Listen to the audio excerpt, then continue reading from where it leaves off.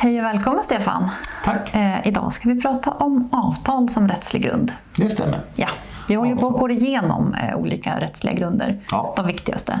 Och idag har vi kommit fram till avtal som rättslig grund. Precis.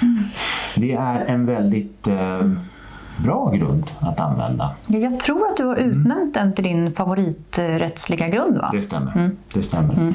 Och det är för att den är väldigt entydig. Man har ett avtal eller man är på väg att sluta ett avtal med den registrerade och om de personuppgifterna då behövs för det avtalets skull så får man registrera, då får man använda dem. Så det är väldigt enkelt på det sättet. Det är väldigt tydligt, det är lätt att dokumentera, man behöver bara ha ordning på avtalet och det ska man ju ha i alla fall. Men måste ett avtal vara liksom ett papper med en underskrift på? Eller kan ett avtal se ut på något annat sätt? Avtal i Sverige är ju inte formbundna utan de får vara ett muntligt avtal, precis lika mycket ett avtal som ett annat avtal, utväxling av sms, vad som helst. Praktiken där det då två partsviljor har kommit till uttryck och man har kommit fram till att man vill göra någonting, att den ena vill köpa och den andra vill sälja eller man ska samarbeta eller något sånt. Så att det finns inga formaliteter i sig kring ett avtal, finns det inte. Just det, för det tror jag att många missförstår.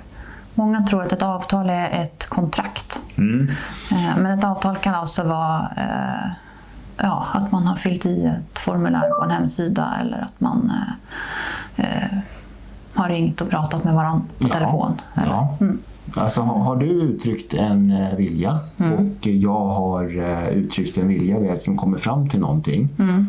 Det räcker med, men ska inte du köpa min bil? Och kan vi göra? Ja, då har man ett avtal.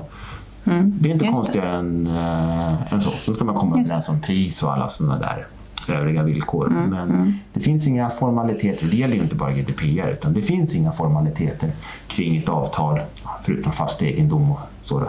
Men avtal i sig, nej, det behöver inte vara skriftligt. Däremot så måste du som sagt då kunna bevisa att du har ett avtal. Just det, så man kan inte dra till med det som rättslig grund på alla möjliga behandlingar och personuppgifter. Absolut inte. För då nej, absolut inte. bryter det måste man mot GDPR också. Ja. Det måste ju vara sant. Alltså, att du måste ju verkligen ha ett avtal för att du ska kunna använda den grunden.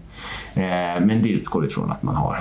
Det utgår ifrån att man gör rätt. Så att säga. Man behöver bara hjälp med att få in det i GDPR och dokumentera. Just det. Dokumentera.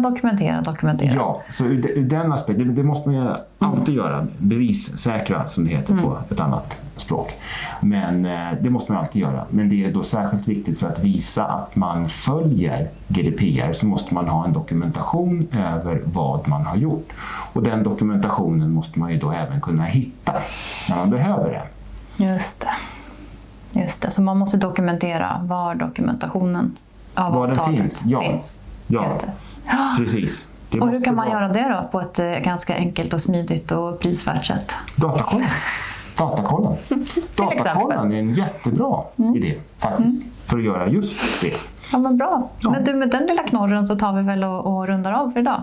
Då gör vi så. Tack. Tack.